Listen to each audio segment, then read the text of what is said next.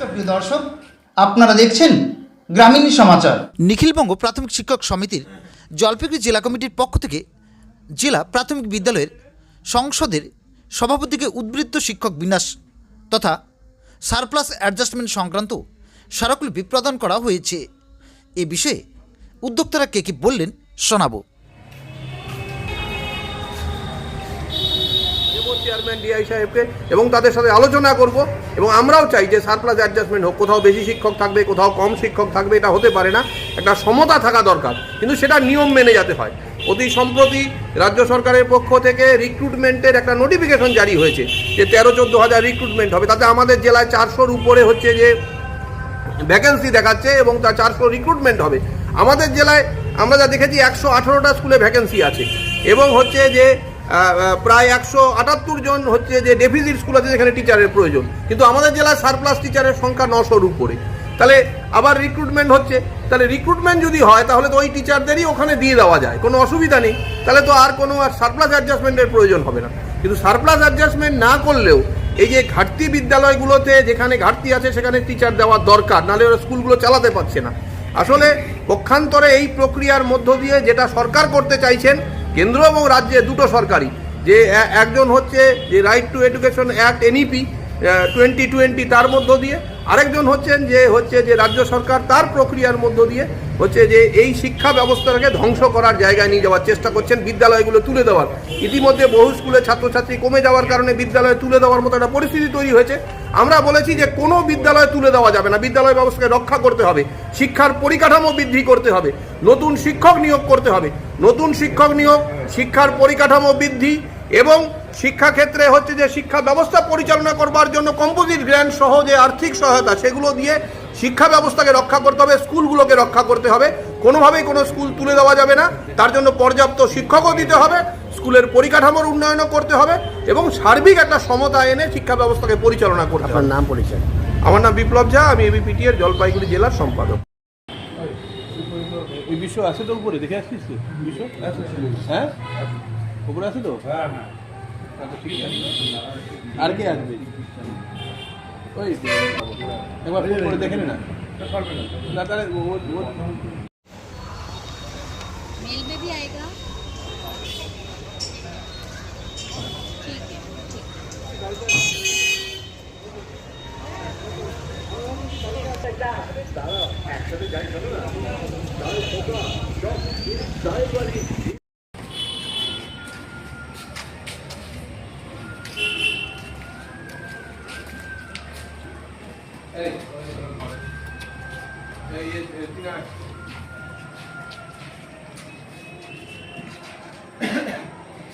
ठीक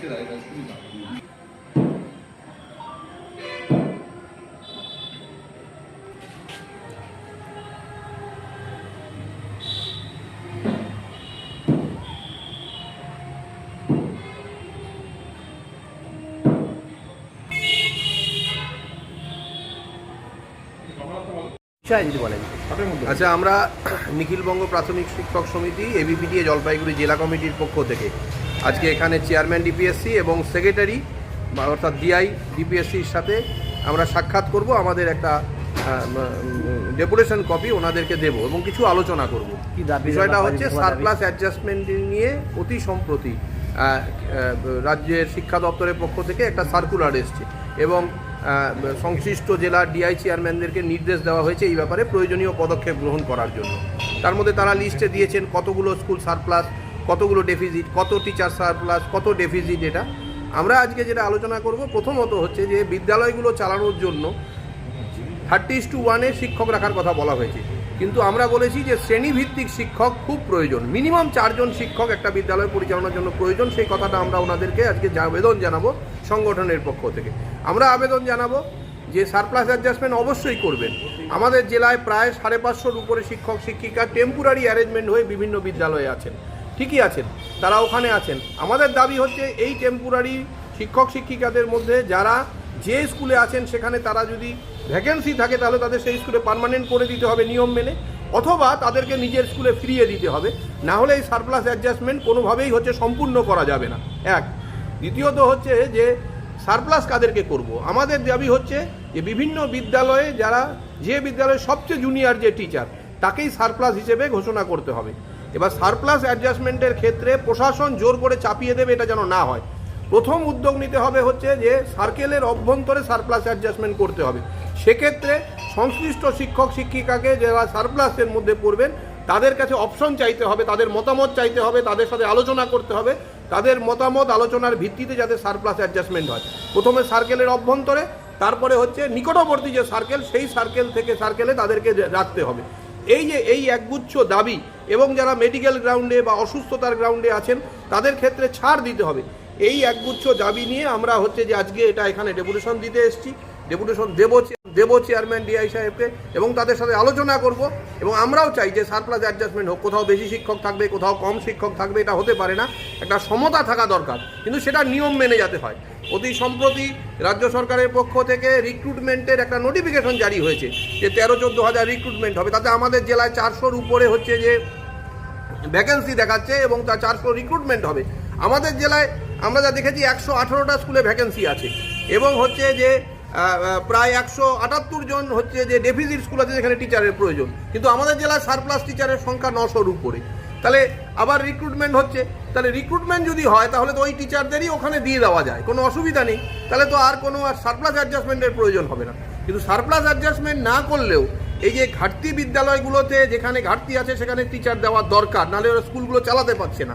আসলে পক্ষান্তরে এই প্রক্রিয়ার মধ্য দিয়ে যেটা সরকার করতে চাইছেন, কেন্দ্র এবং রাজ্যে দুটো সরকারি, যে একজন হচ্ছে যে right two education act NEP 2020 তার মধ্য দিয়ে, আরেকজন হচ্ছে যে রাজ্য সরকার তার প্রক্রিয়ার মধ্য দিয়ে হচ্ছে যে এই শিক্ষা ব্যবস্থাটাকে ধ্বংস করার জায়গায় নিয়ে যাওয়ার চেষ্টা করছেন, বিদ্যালয়গুলো তুলে দেওয়ার। ইতিমধ্যে বহু স্কুলে ছাত্রছাত্রী কমে যাওয়ার কারণে বিদ্যালয়ে তুলে দেওয়ার মতো একটা পরিস্থিতি তৈরি হয়েছে। আমরা বলেছি যে কোনো বিদ্যালয়ে তুলে দেওয়া যাবে না, বিদ্যালয় ব্যবস্থাকে রক্ষা করতে হবে, শিক্ষার পরিকাঠামো বৃদ্ধি করতে হবে, নতুন শিক্ষক নিয়োগ করতে হবে। নতুন শিক্ষক নিয়োগ, শিক্ষার পরিকাঠামো বৃদ্ধি এবং শিক্ষাক্ষেত্রে হচ্ছে যে শিক্ষা ব্যবস্থা পরিচালনা করবার জন্য কম্পোজিট গ্র্যান্ট সহ যে আর্থিক সহায়তা, সেগুলো দিয়ে শিক্ষা ব্যবস্থাকে রক্ষা করতে হবে, স্কুলগুলোকে রক্ষা করতে হবে। কোনোভাবেই কোনো স্কুল তুলে দেওয়া যাবে না, তার জন্য পর্যাপ্ত শিক্ষকও দিতে হবে, স্কুলের পরিকাঠামোর উন্নয়নও করতে হবে এবং সার্বিক একটা সমতা এনে শিক্ষা ব্যবস্থাকে পরিচালনা করতে হবে। নাম পরিচয়? আমার নাম বিপ্লব ঝা, আমি এবিপিটি-এর জলপাইগুড়ি জেলার সম্পাদক। সেই ক্ষেত্রে পঠন পাঠনে বা স্কুল করতে গেলে অবশ্যই ক্ষতি হচ্ছে। আমরা যখন বলা হয়েছিল যে শিক্ষকদেরকে এসআইআরে রিক্রুট করা হবে, কারণ এখন তো কন্ট্রাকচুয়ালদের বাদ দিয়ে শুধুমাত্র পার্মানেন্ট কর্মচারীদের রিক্রুট করা হচ্ছে, যে আমরা বলেছিলাম আমাদের জেলায় বহু শিক্ষক শিক্ষিকাকে এসআইআরে কাজে বিএলও হিসেবে রিক্রুট করা হয়েছে।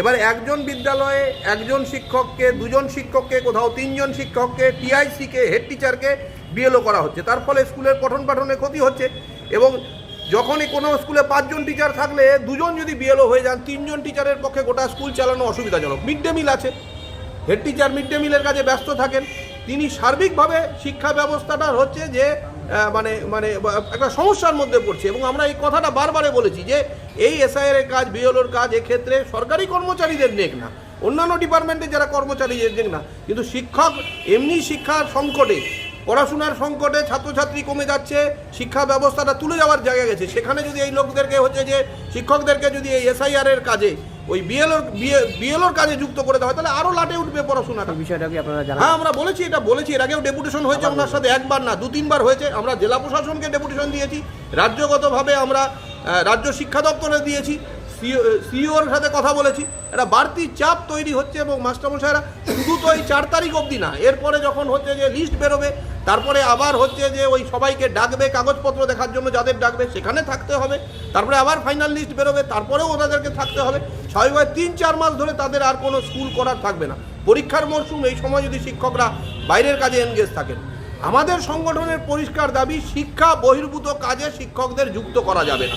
এই দাবি দীর্ঘদিনের দাবি, এই দাবিতে আমরা লড়াই করছি, লড়াই চালিয়ে যাচ্ছি। জেলায় কম বেশি সব স্কুলে কি এরকম অবস্থা? শিক্ষক এসআইআর কাজে 1900-র উপরে হচ্ছে বুথ আছে আমাদের জেলাতে, 1800-1900 বুথ আছে এবং আমাদের যা হিসাব যে প্রায় 1000-এর উপরে শিক্ষক শিক্ষিকাকে বিএলওর কাজে নিযুক্ত করা হয়েছে। এটা আপনি জানাবেন আজকে? হ্যাঁ, অবশ্যই জানাবো, এটা এর আগে অনেকবার জানাইছি, আবার জানাবো।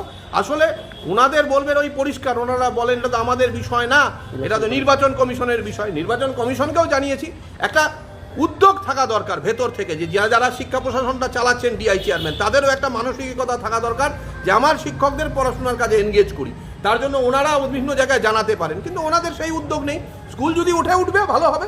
আপনার নাম পরিচয়টা রাখবেন। আমার নাম বিপ্লব ঝা, আমি এবিপিটিএ জলপাইগুড়ি জেলার সম্পাদক। Thank you.